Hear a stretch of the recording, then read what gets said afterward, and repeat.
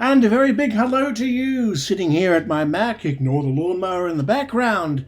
It's sort of late morning here in Melbourne, Australia, as I sit here and do what is going to be a very troublesome review of the Alesis CompactKit 7.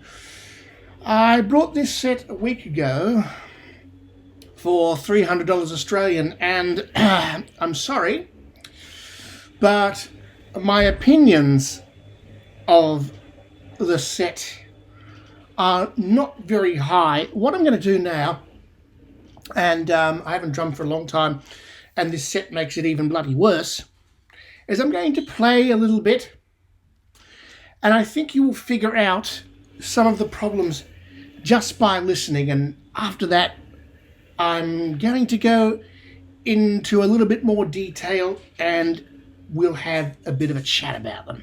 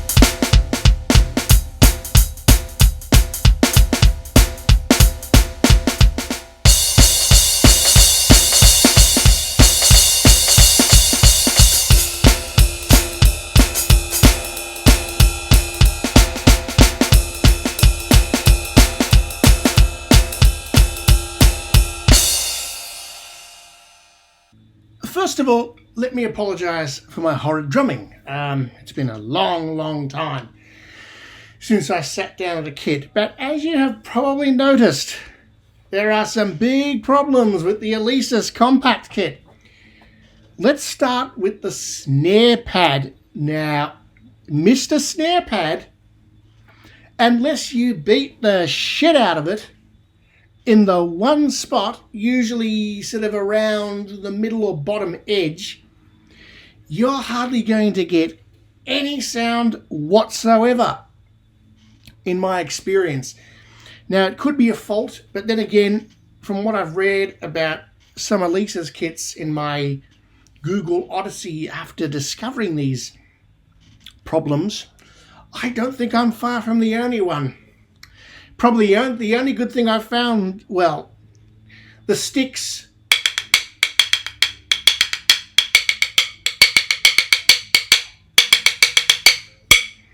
They're not too bad, the sticks you get with the Alesis. Not what I prefer, because they don't seem to have a Teflon end or anything. So I usually use an old pair of light sticks I have. But I digress. The second problem is the foot trigger. And I paid 300 Australian for this. So obviously I've learned a lot just from that mistake alone, that it's a budget kit. Now the triggering is a massive problem. Now they wanted, the store wanted me to send it in to get it fixed as part of a warranty. What worries me, and the reason I haven't done this, is because it is random. And it is a little bit better if you can somehow stabilize the pedal, but it's a very random thing. So what worries me is that I send it back into the wholesaler that sells these damn things. They play a few bars, no, there's nothing wrong with it, send it back, or offer me a new one which has these extremely annoying defects. So my opinion of this kit from Alesis is not very high at all. Now, some might find it unfair because I know quite a few people on YouTube have put up drum covers and all this kind of thing, but I've got to tell you, I'm pretty dissatisfied and now have to try and figure out a way of trying to find someone who can use it like a kid, who's not going to activate these annoying triggers. But look, I realise that, budget kits are made, cheap, and they skimp on things, which I don't think is always fair. I think they could at least give you pads that are playable, that are, nice to the touch, that aren't like hitting a brick wall. And no, very dissatisfied with the Alesis kit. And now I've finished bitching and moaning, and I'm going to show this to a couple of groups. It's probably not a very good review.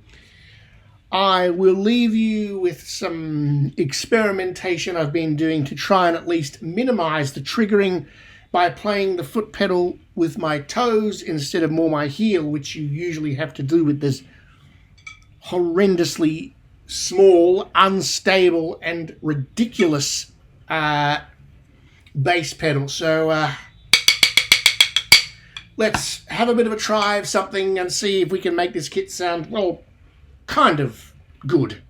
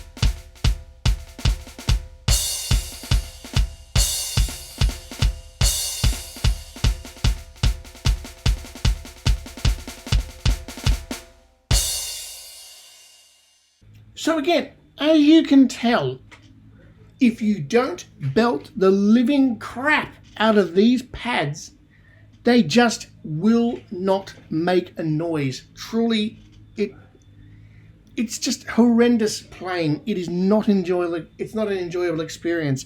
No, it's not a balanced review because I hate this fucking kit. I can't stand it.